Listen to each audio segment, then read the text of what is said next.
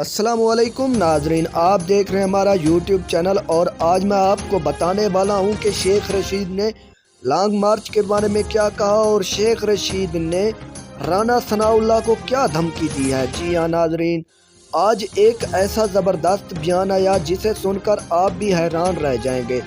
شیخ رشید نے ایک ایسا بیان جاری کیا ہے۔ جی ہاں ناظرین، شیخ رشید نے کہا ہے کہ اگر رانا ثناء اللہ میں دم ہے تو وہ لانگ مارچ کو روک کر دکھائے۔ اگر رانا ثناء اللہ نے کسی پہ حملہ کیا یا پھر مجھے قتل کیا گیا یا پھر مجھے کچھ ہو جاتا ہے تو رانا ثناء اللہ پہ پرچہ کاٹا جائے، کیونکہ رانا ثناء اللہ ایک خونی درندہ بن چکا ہے۔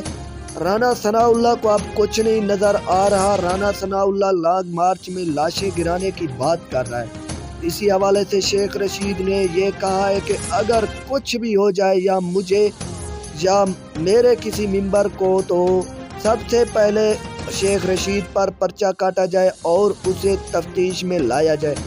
اس کے بعد شیخ رشید نے کہا کہ میں خود اسلام آباد میں اور راول پنڈی میں لانگ مارچ کا استقبال کروں گا۔ اگر کسی میں دم ہے یا حکومت میں دم ہے، وہ جتنے کنٹینر لگانا چاہتی ہے اور اسلام آباد کو بند کرنا چاہتی ہے وہ اپنا شوق آزما لے، لیکن ہم اسلام آباد میں اور راول پنڈی میں آ کر دکھائیں گے اور حکومت کے منہ پہ تماچا ماریں گے، کیونکہ وہ لوگ عمران خان کو پکڑنا چاہتے ہیں جو خود جیلوں کے حقدار ہیں۔ ان کے پاس نہ تو عمران خان کے بارے میں کوئی ثبوت ہے نہ کچھ ہے، بلکہ وہ ہر وقت عمران خان کے اوپر الزام لگاتے رہتے ہیں، اور صحافیوں کا ایک مخصوص ٹولہ جو کہ عوام کو پاگل سمجھتا ہے اور عوام کی رائے کو ہر وقت تنقید کا نشانہ بناتا رہتا ہے۔ صرف چند ضمیر فروش صحافیوں کی وجہ سے عمران خان کو روکا جا رہا ہے اور انہوں نے بس پروپیگنڈا پھیلایا ہوا ہے تاکہ عمران خان کو میڈیا پر کوئی کوریج نہ دی جا سکے۔